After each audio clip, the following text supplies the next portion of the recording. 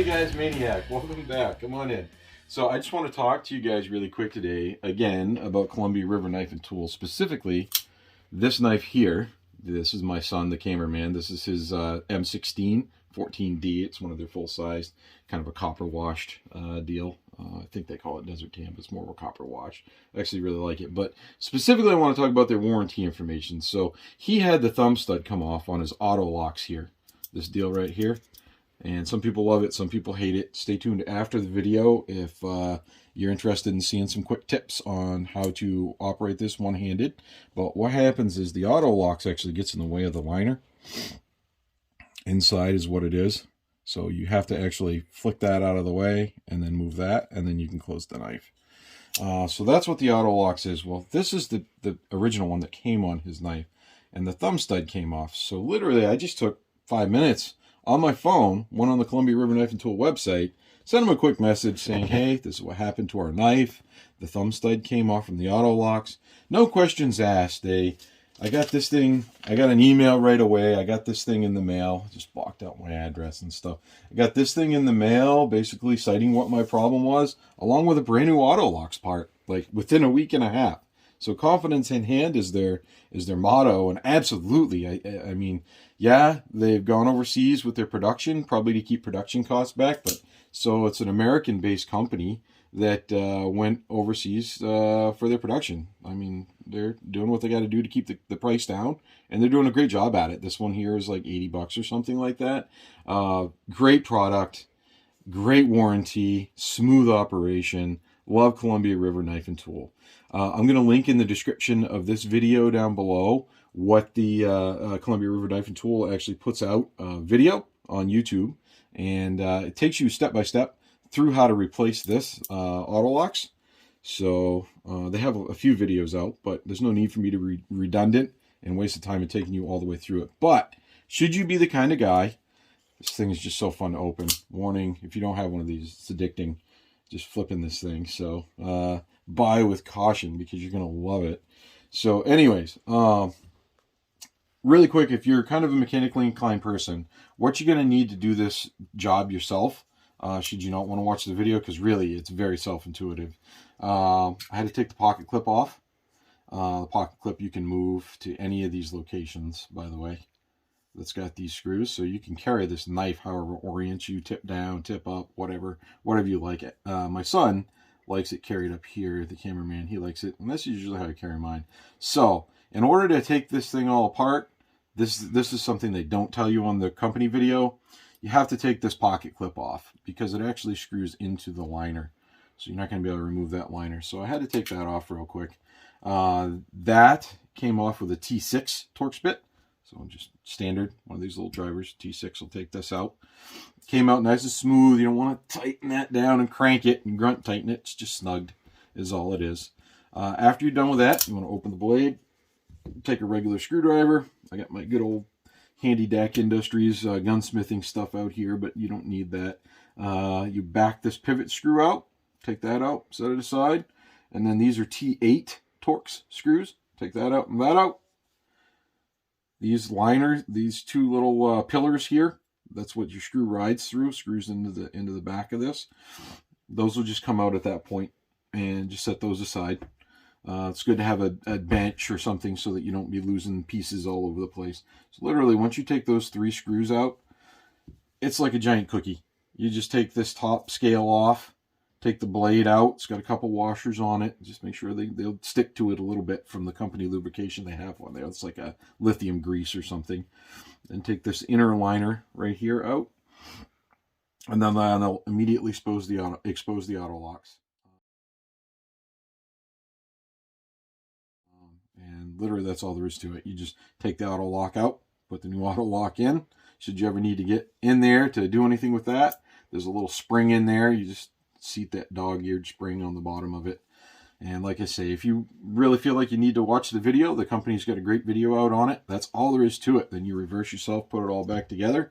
And they suggest using the blue removable thread locker, the 242 from Loctite or Permatex or whatever. Just make sure it's a 242. Make sure it's the blue one, not the red one. And that's all there is to it. So that's my little ditty on the Columbia River Knife and Tool. Once again, on the company. They haven't let me down yet. This is the first time I've had any of their products fail on us. And the reality is they made it right away. So love these guys. Columbia River Knife and Tool. CRKT, you guys do an amazing job. Thank you for an amazing product. That's my little spiel on it. Just wanted to walk you guys through it. Should you have anything similar happen, I know some people talk about removing the AutolaLAWKS. Personally, I really do. I don't mind it at all. It took a little bit of getting used to. I was frustrated for like 2 days, and then when I got used to it, it was good to go. So that's the deal with that. That's my video on it. And again, this is the M16 14D. And thank you guys for watching. Thanks for my subscribers out there. And until next time, you guys have a good one. If you're interested in watching a little clip on how to rapidly deploy this or close this single-handed, stay tuned. Until next time, have a good one. Bye now. Okay, so as promised, guys, operation, one-handed operation. So this is what what it should look like. So that you're opening and then using the AutolaLAWKS.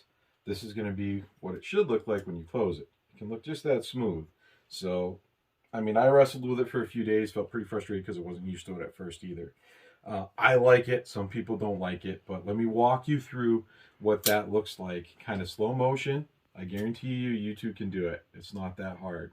So, basically, to open it, you put your hand on this, your index finger on this guy right here. Kind of rides on the back of the blade.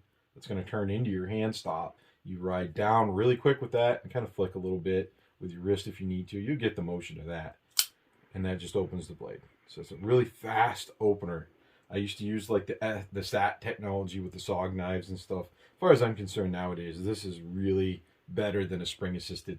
And you're just using inertia. So the AutolaLAWKS, basically what it is, you got this auto lock here. And the AutolaLAWKS, when it's engaged, which is as soon as you pop that blade open, it gets in the way and blocks the liner, which is this guy that you would pop to the side to close the blade. So essentially turns this into a fixed blade. There's no way this is going to close without crumpling that liner, which takes a significant amount of force, I would imagine. So the one-handed operation comes in where you take your index finger and you just push back on the AutolaLAWKS with that to get it out of the way. And then you ride your liner to the side, and then you push it on your leg. So now that is out of the way. Get your fingers out of the way, and you just ride it along your leg, and then that closes. So again, open it, index finger, get that out of the way. You could even do that really one-handed that way, just by pushing that out of the way if you wanted to. Once you get used to it, it's really not bad. My preferred method is just to come on the back of the leg and just come up like that. So open it, AutolaLAWKS out of the way, liner out of the way, back on the leg, and then sweep back up with everything out of the way. Then you can put it back in your pocket, and you get used to it. It's really not bad. And some people talk about disabling the AutolaLAWKS feature, taking it out or whatever. I really like it. I like that sound when it locks itself in. You can kind of hear it when it pops in behind there. Makes it all sturdy. I think it looks kind of cool. You know, it's got that nice little red safety on it. And yeah. Anyway, hopefully that helps. If you guys are struggling with it, just stick with it. Practice. If you're having a hard time opening the blade and deploying the blade, you can actually adjust that with this screw right here. As far as this, it's just a matter of getting used to the motion and how that works. It's going to feel hard at first, but it's all about inertia. It's all about following through with motions in the right places, where to put it on the pad of your thumb. You'll get it. It's not hard. It just takes a little technique to learn. So, all right, guys. Thanks for watching, and you guys take care. Hopefully this helps. Let me know in the comments if you disagree, agree, you found this helpful, whatever. It's always nice to hear from you guys. All right, take care, be well, and enjoy your knife.